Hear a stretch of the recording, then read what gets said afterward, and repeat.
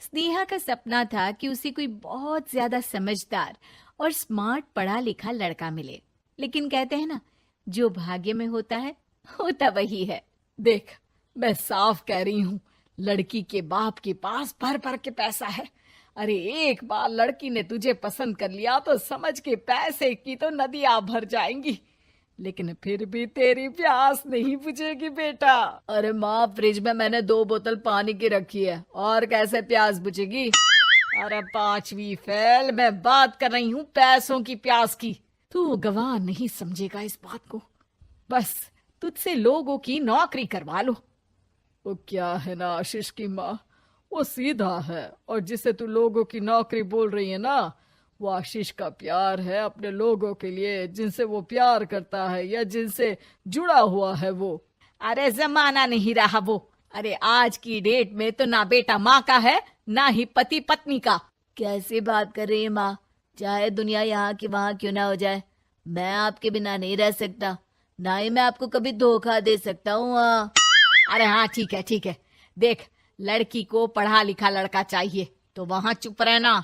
जबान खोलेगा तो पता चल जाएगा कि 5वीं पास है। अरे तो पढ़ा देती ना आगे। माना सौतेली माँ हो, लेकिन दहेज की लालच तो अपने बेटे जैसी ही रख रही हो। पापा ऐसा मत बोलिए ना माँ को, वो मेरी माँ है, मैं उनसे बहुत प्यार करता हूँ। अच्छा अच्छा बेटा, कुछ नहीं कहता, बस तैयार हो जा, चलते हैं और देखते हैं कि कौन है लड़की और क्या चाहती है। सभी मिलकर लड़की देखने जाते हैं, जहाँ स्नेहा आशीष को देखकर ही इम्प्रेस हो जाती है। वाह, कितना हैंडसम है, काश इससे मेरी शादी हो जाती, लेकिन पता नहीं कितना पढ़ा लिखा है। स्नेहा, लड़का बहुत अच्छा है, बेचारी की माँ दूसरी है, लेकिन देख रही है ना, हीरा भी इतना चमकीला नहीं होगा जितना कि ये। स्नेहा को समझ नहीं आता कि वो क्या करे। वो आशीष से मिलती है, उसकी सादगी, उसकी बातें उसे भा जाती है। मैंने नहीं सोचा था कि इतना पढ़ा लिखा लड़का मुझे मिलेगा। मैं शादी करने के लिए तैयार हूँ। और फिर स्नेहा और आशीष की शादी हो जाती है।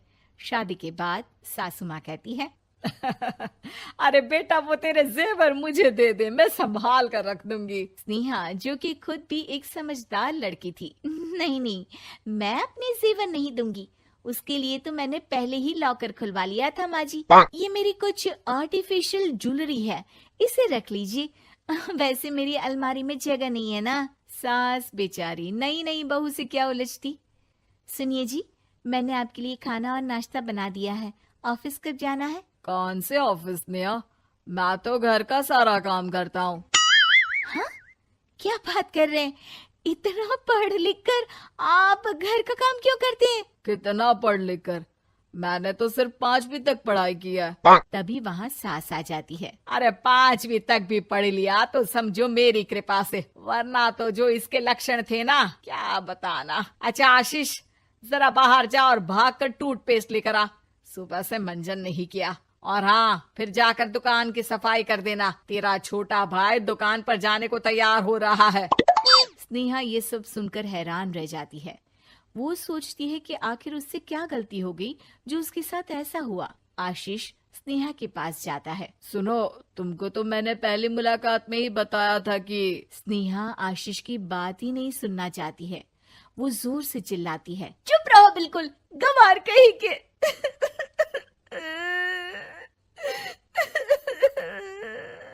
कितना बड़ा धोखा हो गया मेरे साथ, अब मैं इस घर में नहीं रह सकती।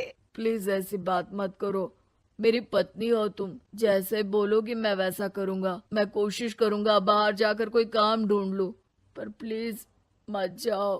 चुप रहो गंवार कहीं के, मैं तुम्हारे जैसी की बीवी हो ही नहीं सकती। आशीष स्नेहा को लाख समझाने की कोशिश करता है, लेकिन वो अपने मायके चली जाती है। माँ चलिए ना, स्नेहा को मना कर लेकर आते हैं। अरे जाओ, बनाने जाए मेरी जूती। इतना घमंड, जैसे कलेक्टर हो कहीं की महारानी। अरे मैं तो तुझे कहूंगी कि तू भी भूल जा, हमने नहीं भगाया, खुद ही तो गई है। माँ वो बीवी है मेरी, मैं प्यार करता हूँ उससे, मैं जा रहा हूँ उसे लेने। वहीं स्नेहा के घर पर, माँ वो तो कुछ काम ही नहीं करता, घर का नौकर है, 5वीं पास। मैं नहीं रह सकती ऐसे आदमी के साथ माँ।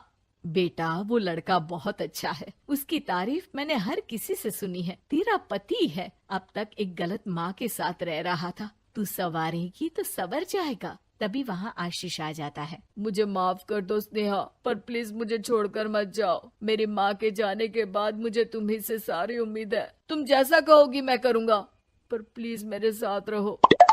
सबके समझाने बुझाने के बाद स्नेहा आशीष के साथ घर आ जाती है। आ गई महारानी, अब आई हो और सच्चाई भी पता चल गई है, तो थोड़ा तमीज से पति के साथ घर देख, रसोई संभाल और हम सबकी सेवा कर। देखो, मैं अब इस घर में बंटवारा चाहती हूँ।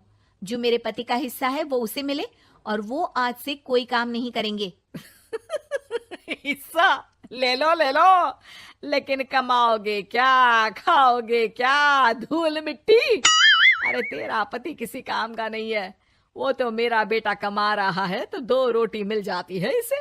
तभी वहाँ स्नेहा के ससुर आ जाते हैं। मैंने एक बंद फैक्ट्री को पहले ही आशीष के नाम कर दिया है और घर के 2 तल्ले में 1 तल्ला ले लो। मैं तो आशीष के पास रहूंगा, वकील थोड़ी देर में आता ही होगा। अरे जाओ जाओ, 2 दिन में भूख से तड़प कर सब वापस आ जाओगे। बढ़िया आई बहू बेटे वाली। फिर क्या था, स्नेहा आशीष के साथ मिलकर बंद फैक्ट्री को खोलती है और मन लगाकर काम करती है।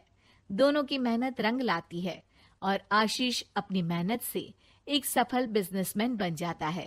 लेकिन एक दिन, अरे बहू बेटा आशीष, मुझे माफ कर दो, मैं भी अब तुम लोगों के साथ रहना चाहती हूँ। इस कमबख्त ने तो दुकान का बेड़ा गर्क कर दिया। वो तो आशीष था जो सारा दुकान का काम संभालता था। बेटा हमारे पास तो अब खाने को भी नहीं बचा। माँ जी, इसे कर्म के फल कहते हैं।